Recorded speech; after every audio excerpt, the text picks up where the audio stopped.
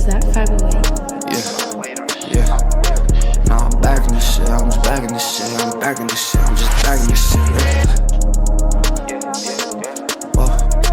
Nah, I'm back in this shit. I'm back in this shit. I'm back in this shit. Yeah. What's up, it's Nolan. Another episode of Sounds of Future TV. We're joined once again by Jedi KNGHT. What's good? How you been, bro? Everything's good? Man, you good? Yes, sir. Yes, sir, bro. So I know you got an upcoming project you want to talk about, Last 25. Yep. Just talk a little bit about that project. Maybe like the creation of it, stuff like that. First song I did was Since 05, and I made that right after I dropped Beat the Odds. So I dropped Beat the Odds like May 30th. So I made that like June 2nd, June 3rd type shit. And I made that song at a point where I was like feeling hella uninspired just because I just dropped the album. I was just making beats, trying shit out, chopping samples, like trying to get back to that again, for sure. When I made that, it kind of felt like a reboot, like a reset button in a sense, because everything just felt right.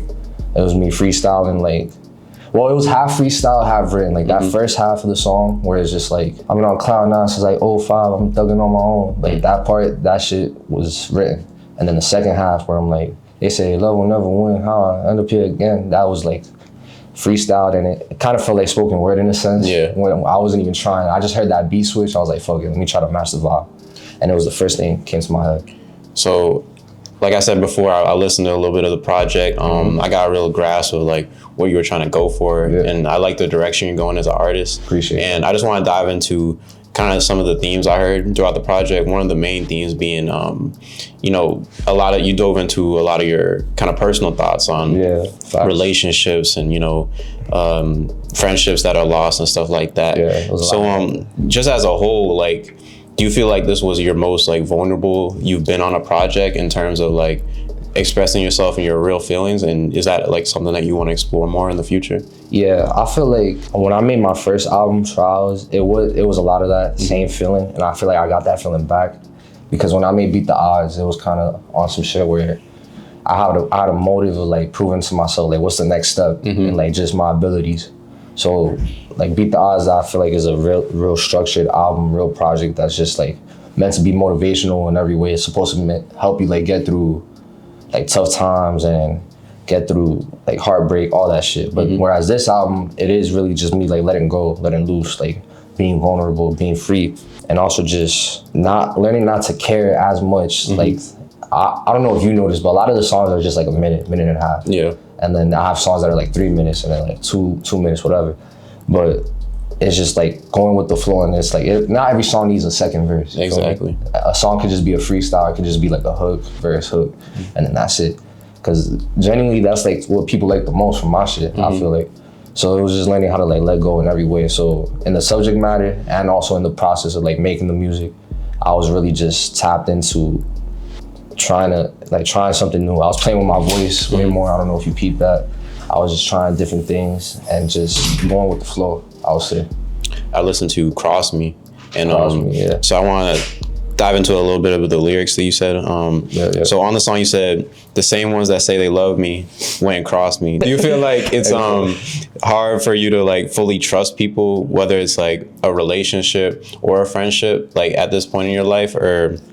And how would you kind of like adjust your mindset to that now, especially, we're in our 20s now, experiencing life, a lot has happened, and you ever feel like it's just hard to trust people at this point? Hell yeah, it's definitely hard. And then like I wasn't even trying to make a real concept for this album because like the whole concept behind Last 25 was just like a bunch of songs I was just making, like not even trying to follow anything. It was just, think about it like just making single after single after single. But then you got so many singles, fuck it, just put it together. Yeah. That's what Last 25 is. But it did end up becoming a concept because just every song kind of led to that. Like a song like Cross Me, for instance, right? Same ones who said they love me said they crossed me. I was just like talking from experience and just, like I said before, letting go. And yeah, that does relate to like me trusting people because like, I do feel that way. Not about everybody I love, of course. When you rap, it's a little more dramatic than what it actually is, but it's definitely like, that is a part of how I feel, for sure. Like I have dealt with that in the past. So another topic that I wanted to touch on was, a lot of artists they may not, especially early on, they may not get the full support from whether it be like friends or family, just because, you know, it's a risky career path in terms of not a lot of stability and stuff like that. And you kind of dove into that on a little bit on another track on Gotta Do. So you kind of like, you mentioned how you got to keep going regardless on if people are, you know, proud of you or not. And just in your own life, you ever feel those like your own pressures or like doubts creeping in the back of your own head, like saying, am I taking the right path and stuff like that, regardless of, you know, if people really, you know, tell it to your face, like, I'm proud of you? I definitely feel that way. And Gotta Do is like the epitome of exactly what you just said. Like, doing what you have to do regardless what people say. Like, if you got a dream that you're chasing, and like you kind of just owe it to yourself, you feel me? Like, don't fall victim to like not chasing a dream just because somebody else said nah, feel me? Like, you gotta say fuck that, prevail. Like, that's the way I go about life. And that's the way that I just learned how to go about life, because I'd be lying if I said that I was always like that. And that's something that I just had to overcome. And when I made that song like on crunch time, because I had like places to be. Like, I was just like in the studio for like hour and a half. I was like, fuck it.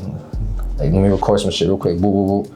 And then it was just that, like, that's what you gotta do, even if you don't feel like they proud of you. Like, I was like, that's just perfect, boom. And sequenced it later, mixed it later, and that's the final product. So that's just like, that was the heat of the moment in the sense of like, that's how I felt in that very moment. Like, I felt like mad pressure was on me, and I just gotta do what I gotta do, regardless of how I feel and how other people feel.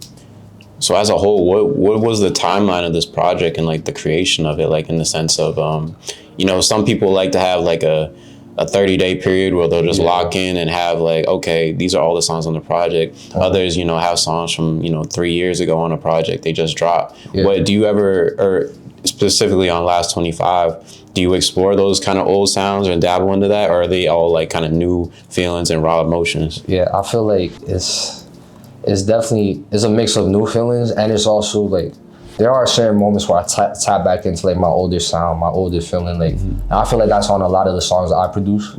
Whereas like, compared to, I have songs on this project that are produced by my boy Prolific, my boy Gabi, Gabriel TM, that's his name. My boy Astro, I got a few other people. That boy I know, that's like a YouTube producer that I've been like tapped into recently. And like a few others, like I think like one other producer that I'm blanking on right now. But like, when I was tapping in with like the different producers, I was trying to like find new pieces of myself, my voice, my identity as a rapper. Whereas like, when I'm just rapping over my beats, I already found that version of myself, you get me? It's like my most comfortable state, I would say. So I think, yeah, back to your question, it is a mix of that, for sure. Whereas like, songs like Since 05, Cross Me, With Me, When Nene, Oh, What You Mean, with Torres and Squill, like, those songs, I feel like that sounds just like natural me, and just like going with the flow of like what I already know, you feel me?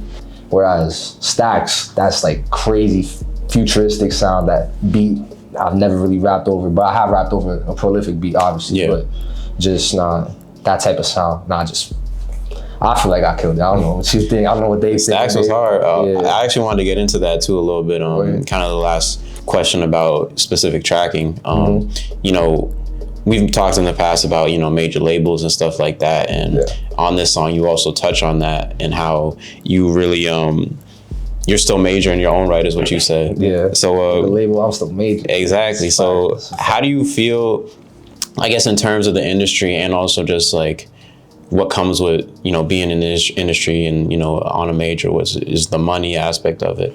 How do you, what is your view on money in the sense of like, is that something that you're super attached to and like, this is something I want to chase? Or do you feel like it's just kind of like a means to end, where it's like, you know, I'll naturally get there, you know, if I'm working and doing the right thing correctly, you know what I mean? Yeah, I know what you're saying. I feel like I'm attached to it, not in a sense where like I just want money and that's all I want. I'm just attached more to like the opportunity that money could bring. Like, I know for a fact that money could change my life and the people around me. So I'm just more attached to like I said, opportunity and like where it could lead us to, like better places, better, like just better living in a sense. So when I'm saying like fuck a label, I'm still major, it's like I know my worth as a person, not even as a rapper, just as a man. And like I don't need no label or no company to tell me that I'm nice at making music. Yeah. That's kind of what I'm saying, you feel me? Whereas like I know I could get people's attention just off my talents and who I am as a rapper and as a person in general. So that, and I feel like people could relate to that because in their sense, like I'm talking in a sense of like just being a rapper, but in their sense, they could be like, nigga, fuck my boss, I'm still like that dude, you feel me? Fuck my manager, I don't need like shit like that. Yeah. Is everybody deals with something like that, and that's like one of the motivational tracks that I'm trying to push on this, you feel me? Right. Yeah. So I got one more question for you. I want to talk about, we spoke on what the contents of the album are, but you know, just in life in general, where do you know, after the release of this project, where do you kind of see yourself in this project bringing you creatively in that aspect, and also on a personal level? Like, you feel like you grew a lot in this process of creating the album? Yeah, I did feel like I grew a lot as a person and as an artist for sure. But more importantly as a person, because I feel like this album taught me patience. It taught me that like not every process of making a project is the same. Where like you can't follow certain routines, like you said, like maybe locking in for a month for like songs from like years ago that you're just putting together that like sound the same, or they sound like they would go flow together, whatever.